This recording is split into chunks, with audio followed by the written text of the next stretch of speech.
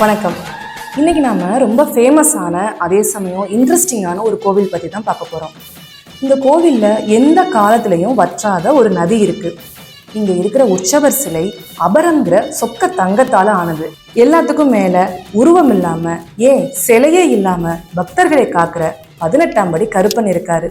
அது என்ன கோவில்னா மதுரையோட மூச்சு காற்றா, பாண்டிய மண்ணோட குல தெய்வமா, ஒரு பேரரசனா கள்ளழகர் கொலுவிருக்கிற அழகர் மலை பற்றி இதுவரைக்கும் நீங்கள் கேள்விப்படாத நிறைய சுவாரஸ்யமான தகவல்களை இந்த வீடியோவில் நாங்கள் சொல்ல போகிறோம். ஸோ வீடியோவை ஸ்கிப் பண்ணாமல் ஃபுல்லாக பாருங்கள். அழகர் கோவில். இந்த கோயில் நேத்து இன்னைக்குன்னு உருவானது கிடையாதுங்க. இதோட வரலாறு 2000 வருஷங்களுக்கு முன்னாடியே ஆரம்பிக்குது. பரிபாடல், சிலப்பதிகாரம் போன்ற பழைய தமிழ் நூல்கள்ல இந்த மலைய பத்தி ரொம்ப அழகா சொல்லியிருக்காங்க. அப்போ இதுக்கு பேரு திருமாலிருஞ்சோலை.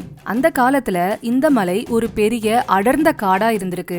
பாண்டிய நாட்டுக்கு ஒரு வடக்கு வாசல் மாதிரி இந்த மலை அமைஞ்சிருக்கு. புராணப்படி பார்த்தோம்னா இந்த தலம் வராக புராணத்துல சொல்லப்பட்டிருக்கு. ஒரு காலத்துல யமதர்மராஜா தனக்கு ஏற்பட்ட ஒரு தோஷம் நீங்கணும்னு இந்த மலைக்கு வந்து மகாவிஷ்ணுவை நினைச்சு பயங்கரமான தவம் இருந்தாராம். அவரோட தவத்துக்கு மெச்சி பெருமாள் காட்சி கொடுத்த இடம்தான் இந்த அழகர் மலை. யமதர்மராஜா பெருமாள் கிட்ட ஒரு வரம் கேட்டாராம். நீங்க எப்பவும் இந்த மலையிலேயே தங்கி மக்களுக்கு அருள் பாலிக்கணும் அப்படிங்கிறது தான் அந்த வரம். அதனாலதான் பெருமாள் இங்கேயே தங்கிட்டாருன்னு புராணம் சொல்லுது. மதுரையை ஆண்ட பாண்டிய மன்னர்களுக்கு இந்த கோவில் தான் குலதெய்வம் மாதிரி.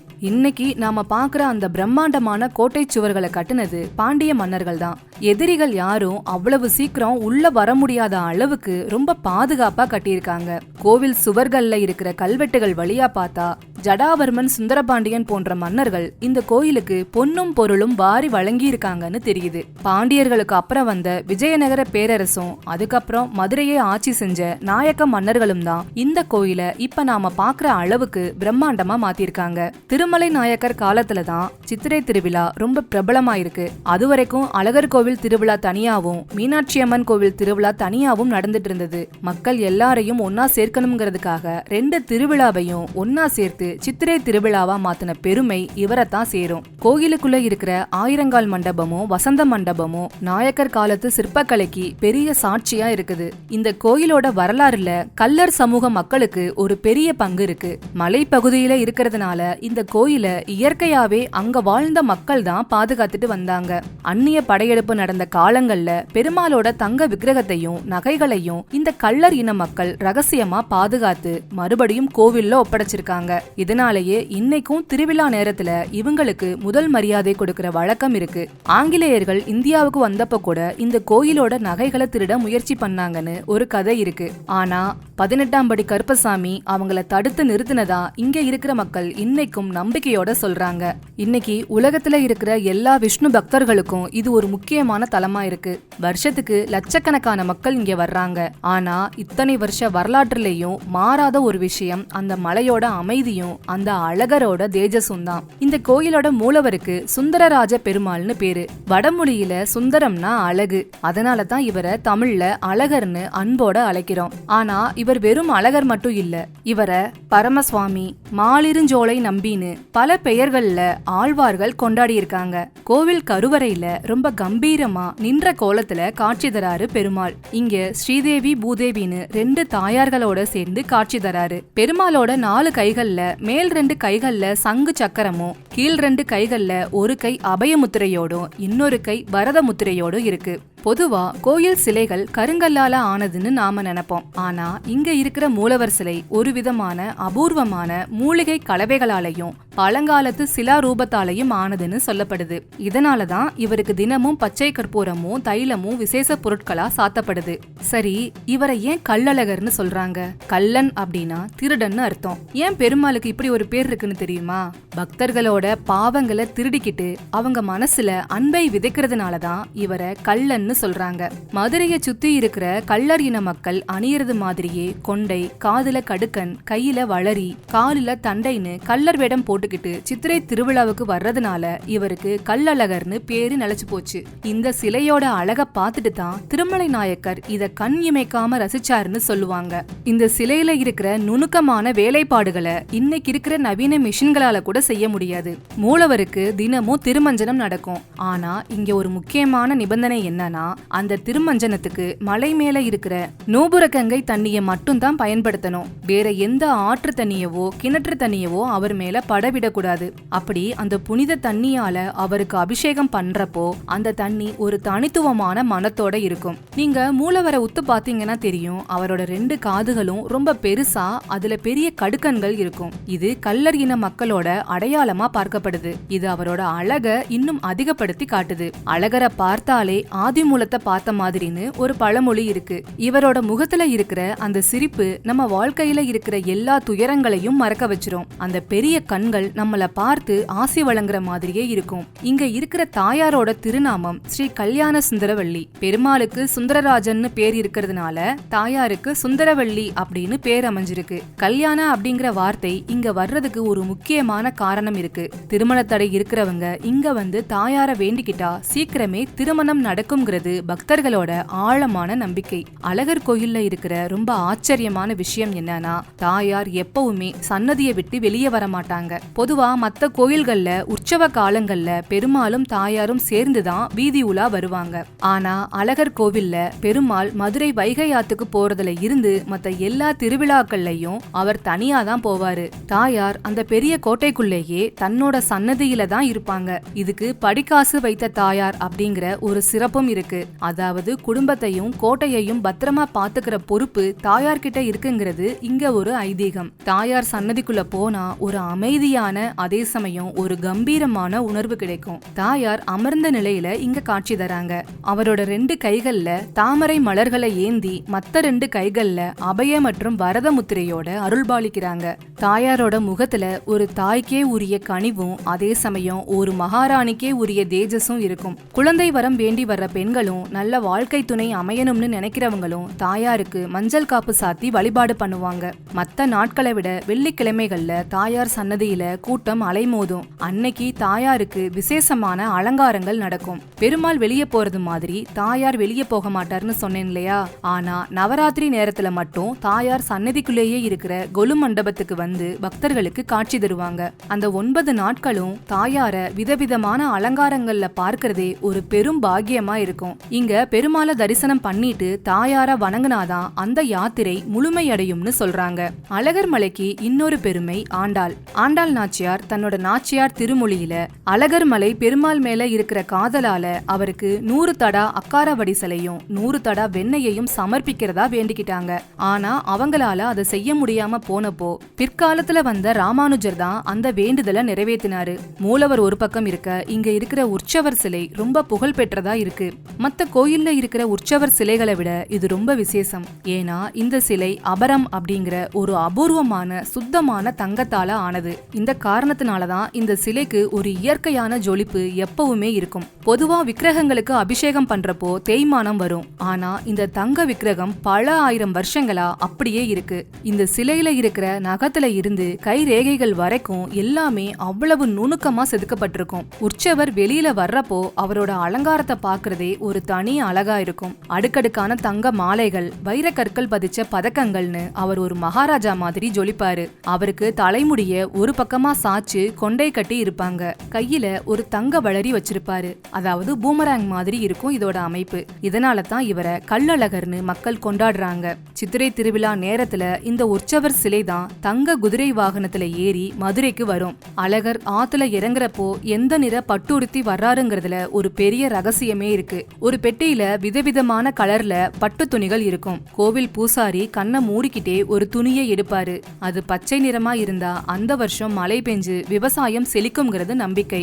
அவர் வர்றப்ப அவருக்கு முன்னாடி 1000 பொன் சப்பரம் வரும். அந்த அளவுக்கு அவருக்கு கொடுக்கப்படுற மரியாதை ரொம்ப பெருசா இருக்கு. இந்த சிலை சுத்தமான தங்கத்துல ஆனதுங்கிறதுனால பழங்காலத்துல இருந்தே இத திருட நிறைய பேர் முயற்சி பண்ணிருக்காங்க. அந்நிய படையெடுப்பு நடந்தப்போ இந்த உற்சவரை பாதுகாக்கிறதுக்காக ரகசியமா குகைகள்ல வச்சு பூஜை செஞ்சிருக்காங்க. கல்லர் சமூக மக்கள் தங்களோட உயிரை கொடுத்து இந்த தங்க சிலைய பாதுகாத்து வந்திருக்காங்க. அதனாலதான் இப்ப வரைக்கும் இந்த சிலை பாதுகாப்பா இருக்கு. நான் முன்னாடி சொன்ன மாதிரி இந்த உற்சவர் சிலைக்கு நூபுர கங்கை தண்ணியை தவிர வேற எதையும் பயன்படுத்த மாட்டாங்க. அந்த தண்ணி பட்டதும் இந்த தங்க விக்கிரகம் இன்னும் அதிகமா பிரகாசிக்கும். இத பாக்குறதுக்கு திருமஞ்சன சேவை அன்னைக்கு கூட்டம் அலைமோதும். அழகர் கோவிலுக்கு வர்றவங்க இந்த தீர்த்தத்துல குளிக்காம போக மாட்டாங்க. இது மலை மேல ஒரு அருவி மாதிரி கொட்டிக்கிட்டு இருக்கும். மகாவிஷ்ணு வாமன அவதாரம் எடுத்தப்போ தன்னோட ஒரு காலை மேல இருக்கிற சத்தியலோகம் வரைக்கும் தூக்குனாரு. அப்போ பிரம்மா அவரோட பாதத்தை ஆகாய கங்கையால கழுவி பூஜை பண்ணிருக்காரு. அப்படி பாதத்தை கழுவுறப்போ பெருமாளோட கால்ல இருந்த நூபுரம், அதாவது சிலம்பு அசைஞ்சு அதுல இருந்து சிந்தின சில துளி கங்கை தான் இந்த மலை மேல விழுந்து அருவியா ஓடுதுன்னு புராணம் சொல்லுது. அதனாலதான் இதுக்கு நூபுர கங்கை இல்லைனா சிலம்பாறுன்னு பேரு. வெயில் காலமா இருந்தாலும் சரி, மழை காலமா இருந்தாலும் சரி, இந்த அருவியில வர்ற தண்ணியோட அளவு எப்பவுமே குறையாது, கூடவும் செய்யாது. இது ஒரு இயற்கை அதிசயமா இங்க இருக்கு. இந்த தண்ணி வர்ற வழியில மலை மேல இருக்கிற ஆயிரக்கணக்கான மூலிகைகளை தொட்டு வர்றதுனால இதுல இரும்பு சத்தும் மருத்துவ குணமும் ரொம்ப அதிகம். இதுல குளிச்சா தோல் நோய்கள் தீரும்னு மக்கள் நம்புறாங்க. இந்த தண்ணி ரொம்ப புனிதமானதுங்கிறதுனால இத சமைக்கிறதுக்கோ இல்ல மத்த சாதாரண விஷயங்களுக்கோ பயன்படுத்த மாட்டாங்க. பெருமாளோட அபிஷேகத்துக்கு மட்டும்தான் பிரத்யேகமா இது பயன்படுத்தப்படுது. பொதுவா கோயில்கள்ல அரச மரம் இல்லைனா வேப்ப மரம் தான் தல விருட்சமா இருக்கும். ஆனா அழகர் கோவில்ல சந்தன மரம் தான் தல விருட்சம். அழகர் மலை முழுக்கவும் ஒரு காலத்துல சந்தன மரங்கள் நிறைஞ்சு இருந்திருக்கு. அதனாலதான் அந்த பகுதியே எப்பவுமே குளுமையா இருக்கும். இங்க இருக்கிற சந்தன மரத்துல இருந்து எடுக்கிற சந்தனத்தை தான் பெருமாளுக்கும் தாயாருக்கும் காப்பு சாத்த பயன்படுத்துறாங்க. இந்த சந்தனத்துக்கு ஒரு தனி வாசம் இருக்கு. சில வரலாற்று குறிப்புகள்ல இங்க இருக்கிற ஒரு அபூர்வமான மரத்தை ஜோதி விருட்சம்னு சொல்லுவாங்க. இது ராத்திரி நேரத்துல லேசா வெளிச்சம் தரும்னு ஒரு நம்பிக்கை இருக்கு. ஆனா இப்போ சந்தன மரம் தான் அதிகாரப்பூர்வமான தல விருட்சமா போற்றப்படுது. இந்த தல விருட்சம் ஒரு அடையாளம் தான். ஆனா இந்த மலையே ஒரு பெரிய பசுமை போர்வையா இருக்கிறதுனால இத பாக்குறப்பவே மனசுக்கு ஒரு பெரிய அமைதி கிடைக்கும். இந்த மரங்களுக்கு அடியில உட்கார்ந்து தியானம் பண்ணா சீக்கிரமே பலன் கிடைக்கும்னு சித்தர்கள் சொல்லியிருக்காங்க. கோயிலுக்கு போறதுக்கு முன்னாடியே நம்மள மிரள வைக்கிறது அந்த பிரம்மாண்டமான கோட்டை சுவர்கள் தான். இதுக்கு அழகர் கோட்டைனே பேரு. பாண்டிய மன்னர்கள் இந்த கோயில ஒரு ராணுவ கோட்டை மாதிரி கட்டியிருக்காங்க. எதுக்காக இப்படி கட்டியிருக்காங்கன்னா, அந்த காலத்துல அந்நிய படையெடுப்புகள்ல இருந்து நகைகளை காப்பாத்துறதுக்காக தான் இப்படி ஒரு அமைப்பை உருவாக்கியிருக்காங்க. கோயிலோட நுழைவு வாயில்ல இருக்கிற ராஜகோபுரம் ரொம்ப பெருசு. இதுல 9 நிலைகள் இருக்கு. இதுல இருக்கிற ஒவ்வொரு சிலையும் ஒரு கதைய சொல்லும். கோபுரத்துல இருக்கிற சுதை சிற்பங்கள் ரொம்ப நுணுக்கமா இருக்கும். புராணத்துல வர்ற தசாவதார கதைகள், விஷ்ணுவோட லீலைகள் எல்லாமே இந்த தூண்கள்லயும் கோபுரத்திலையும் செதுக்கப்பட்டிருக்கு. இங்க இருக்கிற இன்னொரு சிறப்பு, கோபுரத்தை ஒட்டியே இருக்கிற அந்த புகழ்பெற்ற 18ஆம் படி. இது மத்த கோயில் வாசல்கள் மாதிரி கிடையாது. இந்த வாசலோட கதவுகள் எப்பவும் மூடியே இருக்கும். அந்த 18 படிகளுமே காவல் தெய்வமான கருப்பசாமியா கருதப்படுது. அதனால மக்கள் நேர கருவறைக்குள்ள போறதுக்கு முன்னாடி இந்த படிகளை தான் முதல்ல வணங்குவாங்க. கோயிலுக்குள்ள போனீங்கன்னா அங்க இருக்கிற மண்டபங்கள் உங்களை ஆச்சரியப்படுத்தும். ஆயிரங்கால் மண்டபத்துல இருக்கிற ஒவ்வொரு தூணுமே ஒரு மாஸ்டர் பீஸா இருக்கும். தூண்கள்ல இருக்கிற யாழி சிலைகள், வீரர்கள் குதிரையில போற மாதிரியான சிலைகள் எல்லாமே தத்ரூபமா இருக்கும். சில தூண்கள்ல தட்டுனா இசை வர்ற மாதிரியான கற்கள் கூட இருக்குன்னு சொல்றாங்க. திருவிழா காலங்கள்ல அழகர் வந்து தங்குற இடம் தான் வசந்த மண்டபம். இதோட மேற்கூரையில இருக்கிற ஓவியங்கள் ரொம்ப பழமையானது.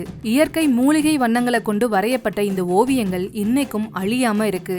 கோயிலை சுத்தி வர்றதுக்கு அகலமான பிரகாரங்கள் இருக்கு. இந்த பிரகாரங்கள் வழியா நடக்கிறப்போ அந்த மலையோட குளுமை அப்படியே உள்ள வரும். பிரகார சுவர்கள்ல வரிசையா விளக்கு மாடங்கள் இருக்கும். இது எல்லாத்தையும் தாண்டி கடைசியா நம்ம போறது கருவறைக்கு தான். கருவறை மேல இருக்கிற விமானம் சோமச்சந்த விமானம்னு சொல்லப்படுது. இது ரொம்ப அபூர்வமான வட்ட வடிவ அமைப்பை கொண்டதா இருக்கு. கருவறைக்கு முன்னாடி இருக்கிற அர்த்த மண்டபம், மகா மண்டபம் எல்லாமே கருங்கற்களால செதுக்கப்பட்டிருக்கு. பெருமாள் குடியிருக்கிற அந்த இடம் எப்பவுமே ஒரு தெய்வீகமான வாசனையோட இருக்கும். இந்த கோயிலோட அமைப்புல நிறைய ரகசிய சுரங்கங்கள் இருக்கிறதா ஒரு பேச்சு இருக்கு. அவசர காலத்துல மன்னர்களும் கோயில் நகை நகைகளும் தப்பிக்கிறதுக்காக இந்த சுரங்கங்கள் மலைக்குள்ள போற மாதிரி அமைச்சிருக்காங்களாம். ஆயிரங்கால் மண்டபத்துல இருக்கிற ஒரு தூண்ல மகாவிஷ்ணுவோட விஸ்வரூப காட்சி செதுக்கப்பட்டிருக்கு.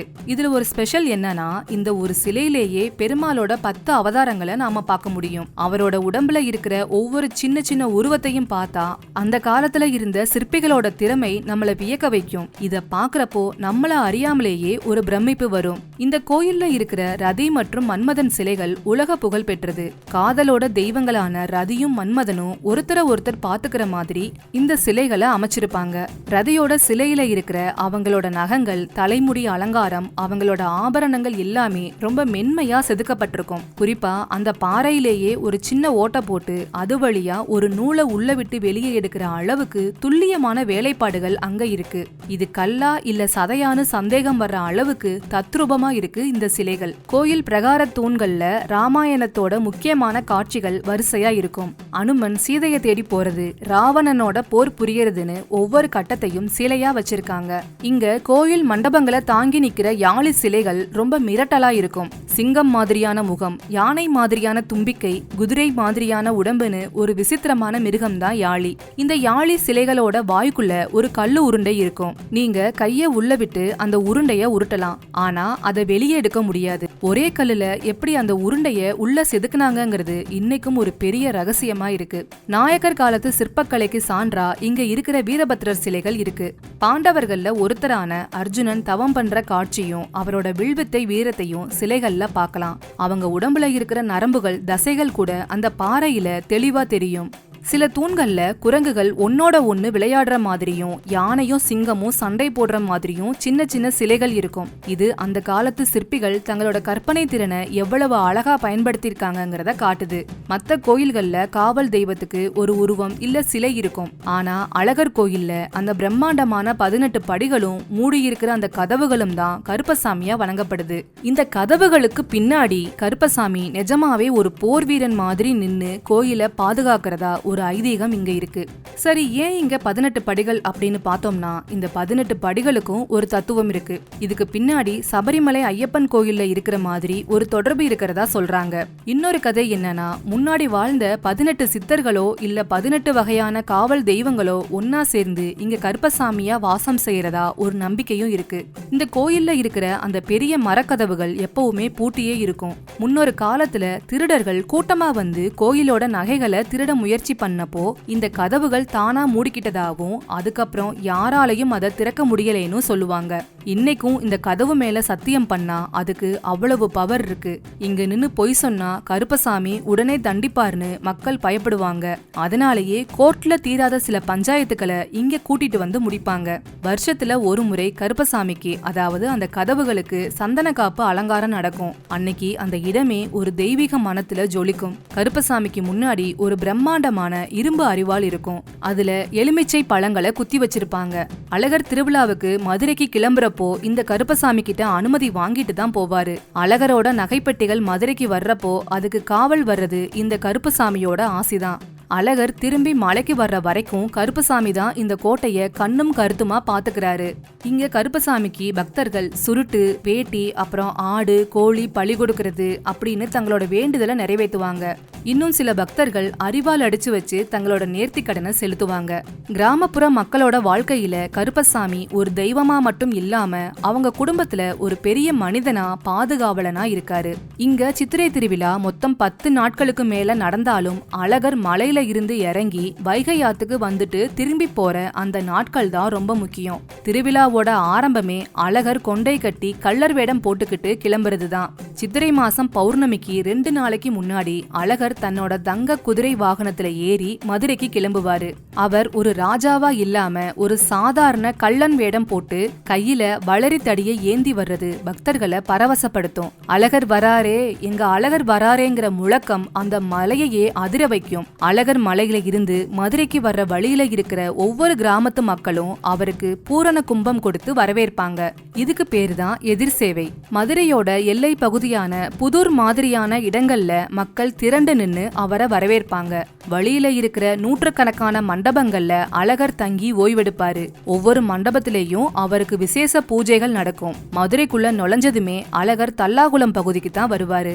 அங்க இருக்கிற கருப்பசாமி கோயில்ல அவருக்கு விசேஷமான அலங்காரம் நடக்கும்.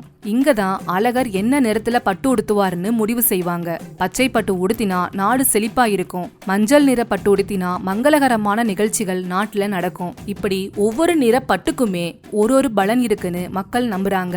அடுத்து சித்திரை திருவிழாவோட உச்சகட்டமான சித்ரா பௌர்ணமி அன்னைக்கு அதிகாலையில லட்சக்கணக்கான மக்கள் முன்னிலையில அழகர் வைகை ஆத்துல இறங்குவாரு. மதுரையில இருக்கிற கூடலழகர் பெருமாள் ஆற்றுக்கு வந்து தன் அண்ணனான கள்ளழகரை வரவேற்பாரு. தங்க குதிரை மேல ஏறி வைகை ஆற்றோட நடுப்பகுதிக்கு வர்றப்போ மக்கள் போடுற கோஷம் விண்ண பிளக்கும். அந்த சமயத்துல தண்ணீர் பீச்சி அடிச்சு மக்கள் கொண்டாடுவாங்க.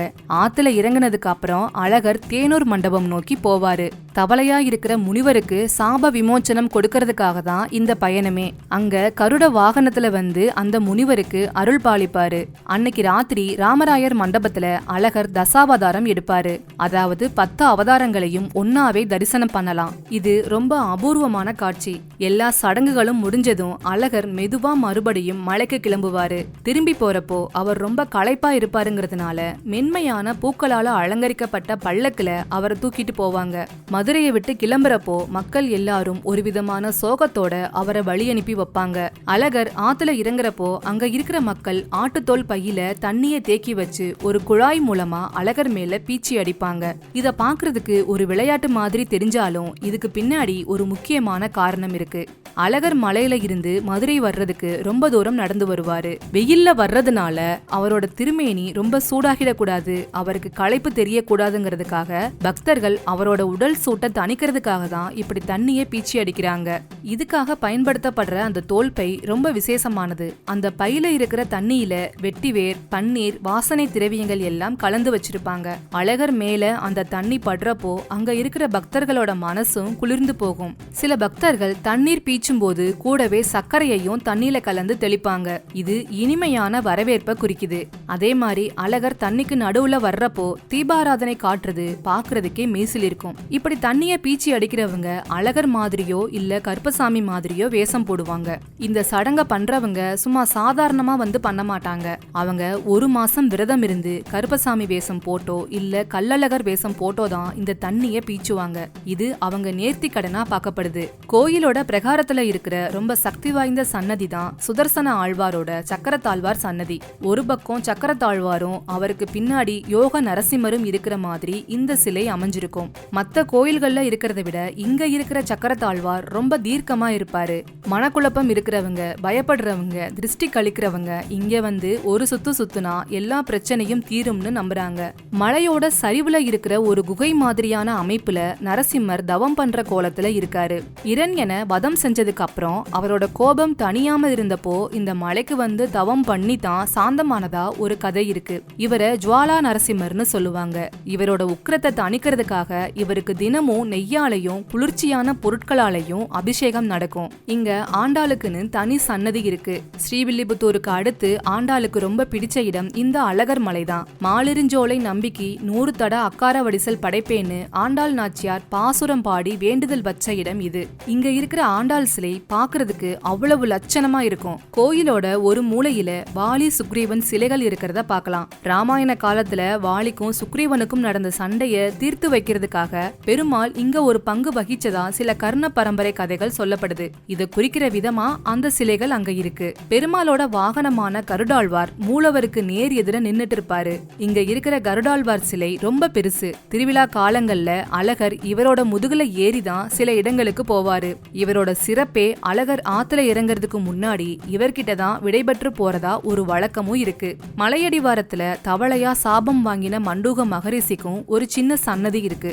இவரோட சாபத்தை தீர்க்கிறதுக்காக தான் பெருமாள் இவ்வளவு தூரம் வராருங்கிறதுனால இவரை வணங்குறது இந்த தல யாத்திரைய முழுமையடைய செய்யும். பொதுவா எல்லா பெருமாள் கோயில்கள்லயும் பொங்கல் புளியோதரை தான் பிரசாதமா கொடுப்பாங்க. ஆனா அழகர் கோவில்ல மட்டும் தோசை தான் பிரசாதமா இருக்கு. இதுக்கு பின்னாடி ஒரு சுவாரஸ்யமான கதை இருக்கு. பெருமாள் ஒரு கள்ளன் வேடத்துல காடு மேடெல்லாம் சுத்திட்டு வர்றாரு இல்லையா, அவருக்கு காட்டுல இருக்கிற மூலிகைகளும் தானியங்களும் வச்சு சமைச்ச ஒரு பலமான சாப்பாடு வேணுங்கிறதுக்காக தான் இந்த தோசை முறை வந்ததா சொல்லுவாங்க. இது நம்ம வீட்டுல சுடுற மெல்லிசான தோசை கிடையாது. இதுக்கு தாராளமா உளுந்தும் பச்சரிசியும் சேர்ப்பாங்க. இதுல மிளகு, சீரகம், சுக்கு, அப்புறம் மெயினா பெருங்காயம் தாராளமா சேர்ப்பாங்க. இந்த தோசைய நல்லா சுத்தமான நெய்யில சுட்டு எடுப்பாங்க. இது கிட்டத்தட்ட ஒரு வடை மாதிரி கனமா முறுமுறுன்னு இருக்கும். இந்த தோசைய சுடுறதுக்குன்னு தனியா பெரிய இரும்பு தவா இருக்கு. அதுல நெய் ஊத்தி தோசைய ஊத்துறப்போ வர்ற மனம் ரொம்ப தனித்துவமா இருக்கும். இந்த தோசையோட தனித்துவமான சுவைக்கு காரணம் நூபுரகங்கை தண்ணி தான். இந்த தோசை மாவு அரைக்கிறதுக்கு அந்த புனிதமான தண்ணியை தான் பயன்படுத்துறாங்க. அதனாலதான் அந்த ருசி உலகத்துல வேற எங்கேயும் கிடைக்க மாட்டேங்குது. அழகர் கோயிலுக்கு அப்படியே மேல மலைப்பாதையில ஒரு 3 கிலோமீட்டர் தூரம் போனா முருகப்பெருமானோட 6வது படை வீடான பழமுதிர்ச்சோலை இருக்கு. முருகப்பெருமான் அவையார்கிட்ட சுட்ட பழம் வேண்டுமா சுடாத பழம் வேண்டுமான்னு விளையாடி ஞானத்தை கொடுத்த இடம் தான் இது. மத்த 5 படை வீடுகள்லயும் முருகன் ஒவ்வொரு கோலத்துல இருப்பாரு. ஆனா இங்க மட்டும்தான் வள்ளி தெய்வானையோட சேர்ந்து குடும்பமா காட்சி தராரு. அழகர் கோவில் வர்றவங்க கண்டிப்பா இங்கேயும் வருவாங்க.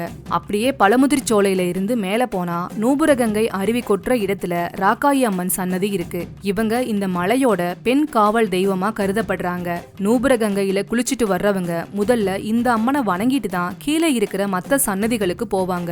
இந்த அம்மன் ரொம்ப சக்தி வாய்ந்தவங்கன்னு இந்த பகுதி மக்கள் நம்புறாங்க.